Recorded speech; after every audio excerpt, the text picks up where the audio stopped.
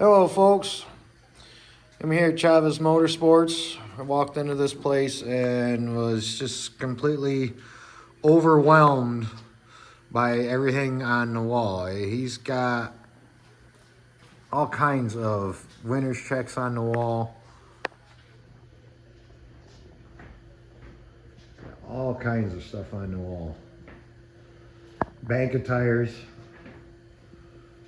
rims, and there's this wall here that's all it is. He's got quite the wall art going on. Little trophy room in here. Matt's behind me. He's finishing up something on it, so I really don't want to show what he's doing. I don't want to give any of his secrets away. But yeah, it's got some tall trophies in here. And if you want to kind of give a tour around the shop, Matt, and then we'll start over here behind the bench. This is it. This is where I put them all together.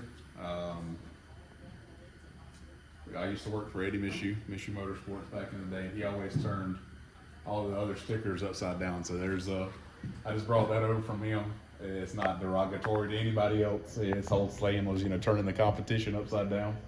So if there's other engine builders out there that are watching, it's not because I hate you or anything. It's just something that I've always done. It's kind of neat. So there's every engine that has ever came through with a different kind of sticker. It's taken up that whole wall, and it started on this other parts wall back here now. It's kind of like the dollars you see stuck on the walls of Yeah, restaurants so and it's stuff. just something I've done. I started when we started in 2012, and I've just kind of added to it ever since.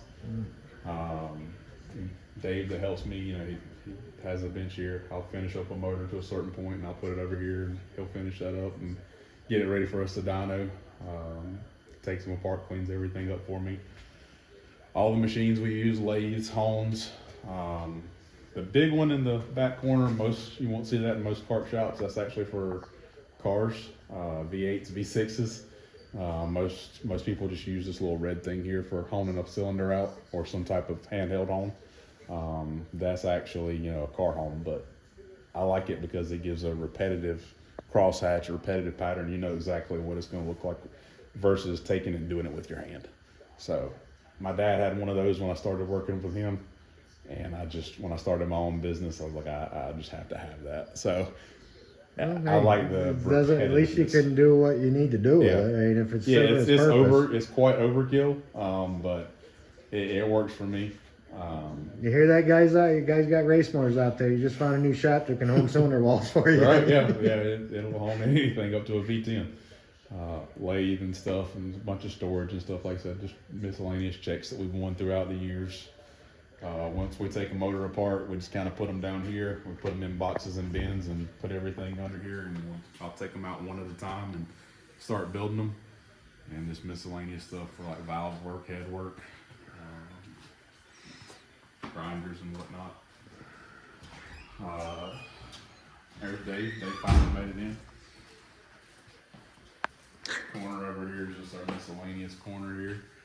Some of the old carts, that's Dave's cart for his little girl. All the tires that you have to have, all the different forms of tires, treaded tires, motor tires. Now all them rims are yours? Yes. Or rims for sale? No, they're ours. We dismount some stuff. This is all the for sale stuff over here. So we'll dismount stuff and sell it to customers or people that buy it online or whatnot. And then we'll remount new tires on that for next year. And then, all the cleaning stuff. Nothing but a bathroom, and then in here is our dyno room where we keep everything when people send them in. All this will be full. Come, we talked about February, March, April. This will be completely full. All that up there will be full of motors.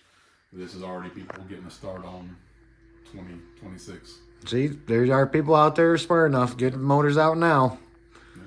That way he's not swamped come February, March. Yep, and then our dyno machine and whatnot. We dyno every motor before we ship them or get them picked up. That was for slingshots. I just never finished it and it didn't work out, and it's just kind of sat there collecting parts. So that's just kind of the story. It's a slingshot dyno? Expensive. It was a go-kart dyno, but I tried to make it into a slingshot dyno because we already had a go-kart dyno. And it's just become kind of like an expensive shelf. Maybe one day, but would it work better than the other one, or just No, that one's old, tried and true. this one you'd have to learn a little too much on it? This was actually one of my first dynos. But, it's just, I've learned so much more with that one that I'm just comfortable with that. I know what a motor's supposed to read. I know when there's something wrong. You know, Right. I've got over, I think the computer says over 22,000 pulls with that thing. Wow. So Yeah, that's seen some I know- motors on it. I know exactly what I know what I'm looking for Yep. on that. I'm not guessing. If there's something wrong, you know, then I know. And then over here is just the done shelf. That's for people's stuff that is done, ready to pick up, or we might be waiting on some powder coat, ones that are naked right there, waiting on some powder coat to come back so we can finish them up. But that's pretty much what we got going on here. You don't have no motors that are up for sale then? Not at Pretty the much time. everything for us is build to order. We stay so far behind that everything is pretty much build to order. That's something you normally don't hear people say. We stay so far behind. Not ahead of schedule. We stay too far behind. And I prefer to build it to the customer, whatever they may need. Different people. If I built one motor and put it on the shelf, somebody call and want something different. So I prefer to build it accordingly. And what's this trophy here? This big blue one. That's the 212. We won that. What year is that? 23? 23? Yeah. We did win it once. We either were great or we had bad luck. We've had bad luck twice. Yes, that's a Wally he's got sitting on his shelf. No, he did not go with drag No, racing not and win drag that. racing. That is something that was bestowed upon him. My wife's grandfather, he was big into drag racing. He's won several Wallies, so I was fortunate enough to end up with one of those when he passed away. Not many people have them sitting on their shelves. No, I'm very proud of that. Makes his own oil. If you're not familiar with it, I didn't know he made his own oil.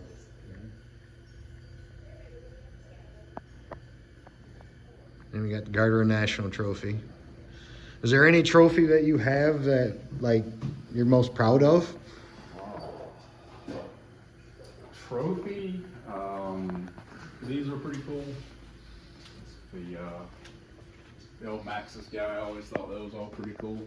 Those are older from South Carolina State Series, but the most one I'm most proud of is the one we won this year at Turkey Trot, the Northeast Adirondack Nationals. That's the trophy check. It's not actual trophy, but that's the one I'm most proud of.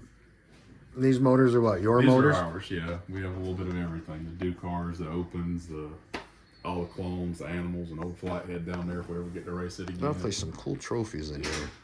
I like the tops of them. That's actually really old. That one's actually faded, but that one's from the Tri-State Series back 2008, I believe. That Wow. was a 2000 to win race.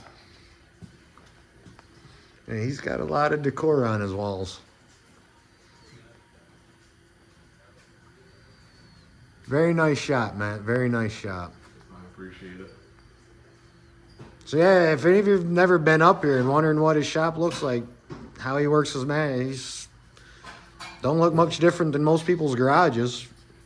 It's clean. It was an old horse barn. Now it's a machine shop. Very nice.